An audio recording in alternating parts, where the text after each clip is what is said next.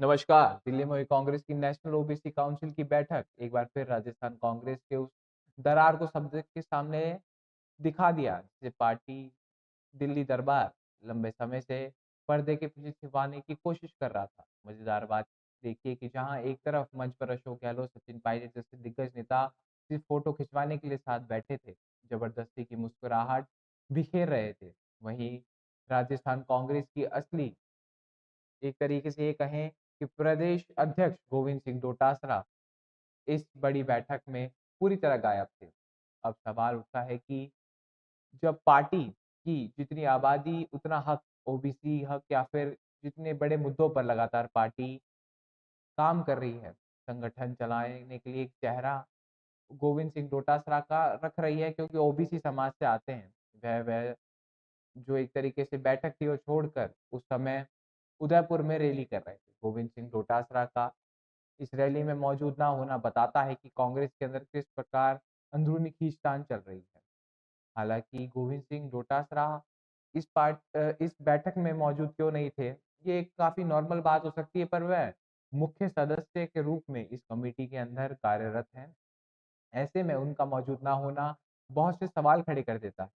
हमने देखा है कि जब अशोक गहलोत और सचिन पायलट दोनों केरल चुनाव में बिजी थे, तो पीछे से गोविंद सिंह डोटासरा संगठन बनाओ, लोकतंत्र बचाओ आंदोलन लगातार चला रहे थे। पर कहीं न कहीं खुद को उतना मजबूत नहीं कर पा रहे हैं गोविंद सिंह डोटासरा अभी भी राजस्थान की राजनीति में खुद को। लगातार वह खुद का ग्राउंड तैयार करने की कोशिश तो करते हैं, पर कहीं न कहीं पीछे रह जाते हैं।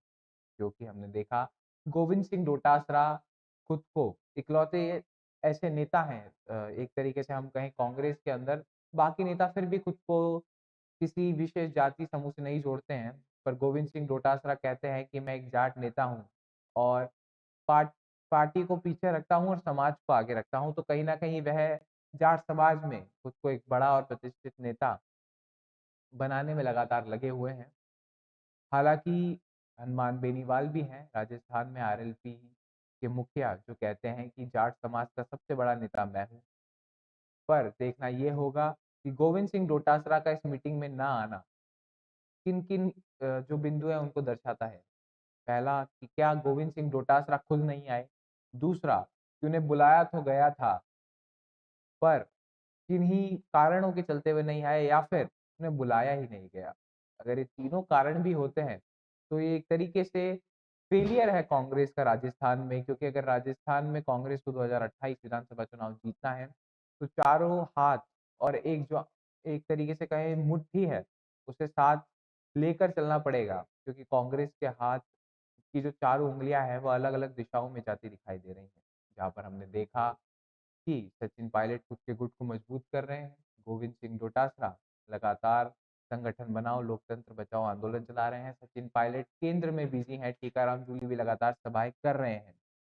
तो चारों नेता कहीं न कहीं खुद का प्रभुत्व बनाने के लिए लगातार कार्यरत हैं। एक तरीके से कहें कोशिश कर रहे हैं और खुद का ग्राउंड तैयार कर रहे हैं। पर ये चारों खुद को मजबूत करने के चक्कर में कहीं न कहीं कांग्रेस को कमज़ोर कर रहे हैं राजस्थान में। हमने देखा कि किस तरीके से कांग्रेस को हार झेलनी पड़ी थी अभी हालिया चुनाव में। उसके बाद चारों नेता अलग-अलग तरीके से ग्राउंड पर खुद को मजबूत करने में लग गए।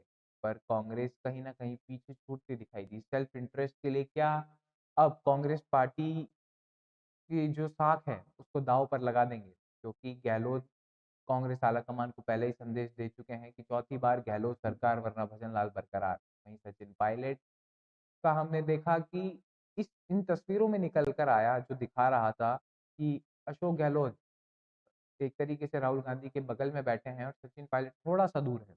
हालाँकि वास्तविकता में जो समीकरण है वो ये बताते हैं कि गहलोत दूर हैं, सचिन पायलट पास हैं। अब तस्वीरों को सच माना जाए या समीकरणों को, ये तो आप लोग अपने हिसाब से देख लीजिएगा। पर सबसे बड़ी बात ये है कि राजस्थान कांग्रेस में फिलहाल सब कुछ ठीक नहीं है। चारों नेता आपस में भिड़ रहे हैं और खुद को मुख्यमंत्री एक तरीके से प्रोजेक्ट कर रहे हैं अगर 2028 चुनाव कांग्रेस जीतती है तो। अब यहाँ से सबसे बड़ी बात ये निकल कर आती है कि चारों में से बाजी कौन मारेगा?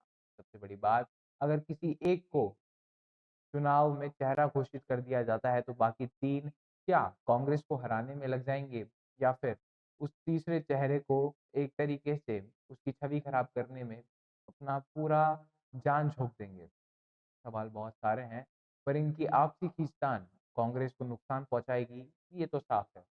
क्योंकि जब तक ये 4 गुट कांग्रेस के अंदर लड़ते रहेंगे, ये कब बीजेपी से भिड़ेंगे? क्योंकि बीजेपी खुद को लगातार मजबूत कर रही है, राजस्थान में हम देख रहे हैं, भजनलाल सरकार लगातार भ्रष्टाचारियों पर एक्शन ले रही है। वहीं हम देख रहे हैं कि टॉप जो कि विधानसभा है और वहाँ से सचिन पायलट आते हैं, एमएलए हैं वो वहाँ से, वहाँ पे नितिन नबीन की रैली होना, जो कि भाजपा के राष्ट्रीय अध्यक्ष हैं, ये भी बताता है कि 2028 चुनाव के लिए बीजेपी अभी से राजस्थान में तैयारियों में जुट चुकी है और किसी भी हालत में इस बार शायद बीजेपी कोशिश कर रही है कि रोटी ना पलटे। हालाँकि जिस हिसाब के समीकरण बन रहे हैं, कांग्रेस के लिए 2028 चुनाव बहुत ही ज़्यादा कठिन होने वाला है जीतना। खैर इस विषय में आपकी क्या राय है, आपके क्या विचार हैं, हमें ज़रूर बताएँ। ऐसी और खबरों के लिए, ऐसी और जानकारियों के लिए बने रहें हमारे साथ। तब तक के लिए धन्यवाद।